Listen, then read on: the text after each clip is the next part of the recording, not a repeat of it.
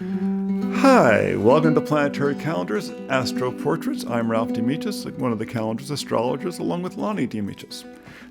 This portrait is part of a three-parter that includes Queen Elizabeth, Prince Philip, her husband, and then we're going to do a third one that looks at the two charts together. Prince Philip was born on June 10th, 1921 at 10 a.m. BST at Mon Repos, Greece. Didn't see that one coming, did you? Neither did I. He is born with the sun in Gemini, 18 degrees Gemini. He has Mars closely conjunct the sun at 24 degrees Gemini.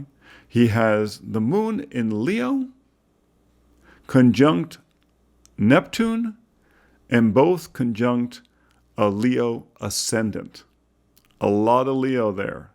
The moon, Neptune, and the ascendant. So he really had a certain sense of being royal, sense of royalness. But it's funny, it's the moon, it's not the sun, it's reflected royalty.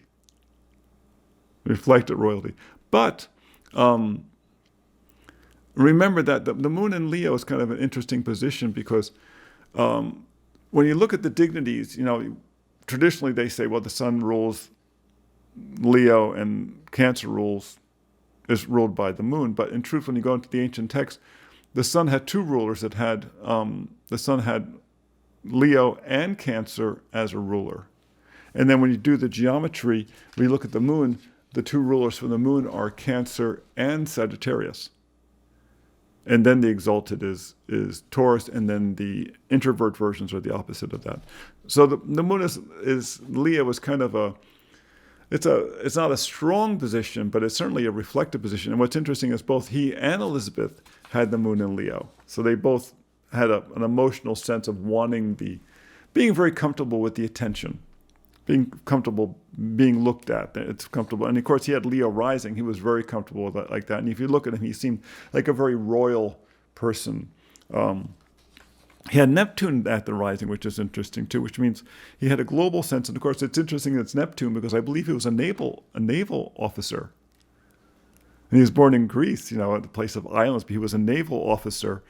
Neptune rising. So obviously a great love of the sea. The Mars conjunct the sun would make someone who is rather combative. But it's Mars in Gemini. It's not Mars in Aries. It's not, he's not putting boxing gloves on. It's a little bit more, engaging. It would make him a very engaging person. He's got Venus in rulership. He's got Venus in Taurus at the midheaven. And that's interesting because his career is based upon Venus in Taurus. Venus in Taurus, who could that possibly be?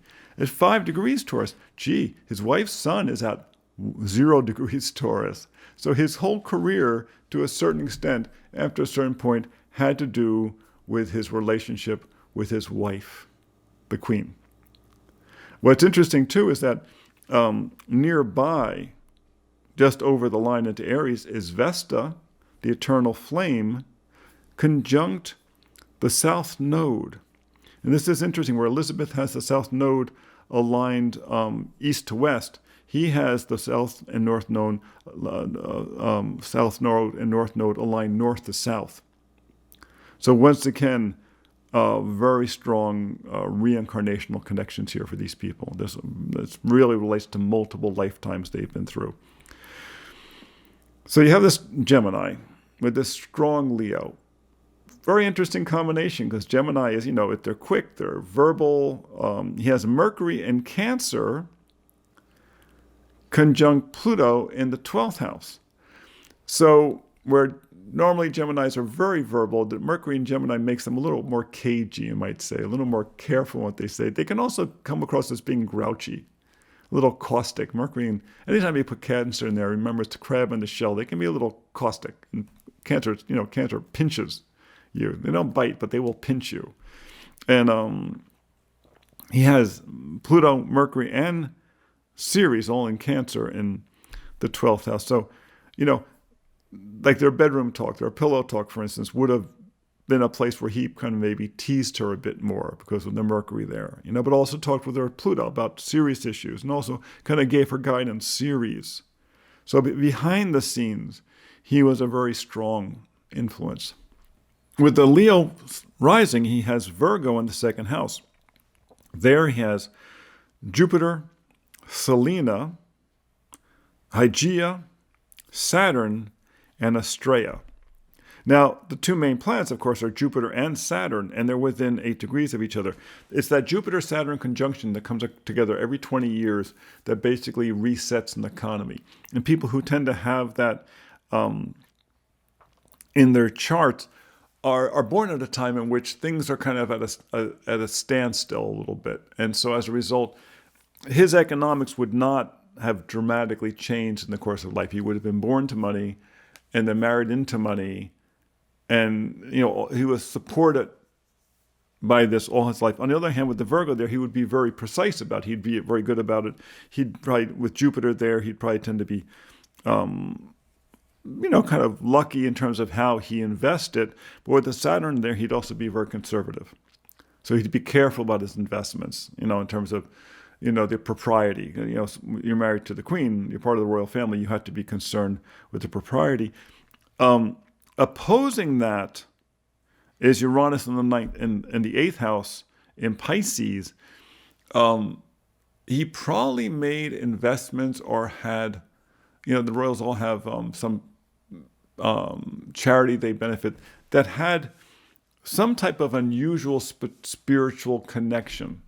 Uranus in Pisces, some type of unusual. I may not have ever. It's Uranus. A lot of times, things with Uranus are not. They don't come to light. Uranus you can't see without a telescope. So Uranus many times in people's charts, especially in the 8th house like that, which is a hidden house, it doesn't come to light. It would be kind of interesting after the fact to find out that, he was funding the Hare Krishnas or something like that. Something. He had been sending money to the Dalai Lama for years, or something like that. It was investigating extraterrestrial visits by spiritual holy men, or holy women. Something like that would be interesting. That would be Uranus and Pisces in the 8th house, but I don't know what it is. So it's interesting. His chart is, he's got an air, sun, and Mars. He's got a fire rising, fire moon, right? He's got a Earth, Venus, and a Earth, Jupiter, and Saturn, which are trine. The Jupiter is trine the Venus. So the Venus at the career point, his career for his wife, definitely supported his Jupiter in Virgo, his finances. She's one of the wealthiest women in the world. It's not a bad person to hang around with.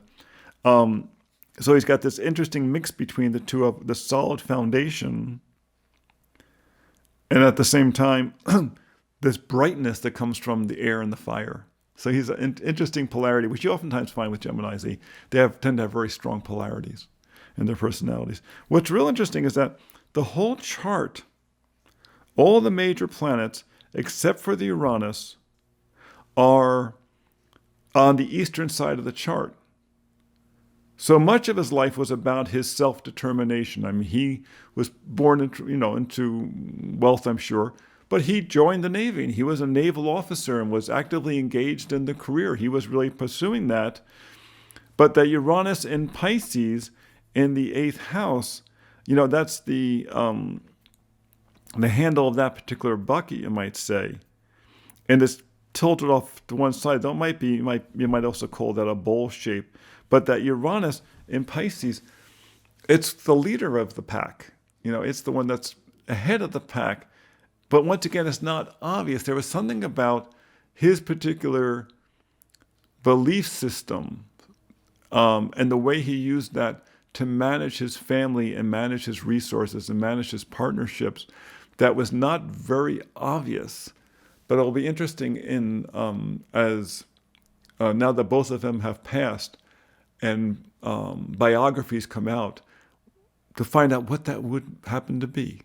So We'll see.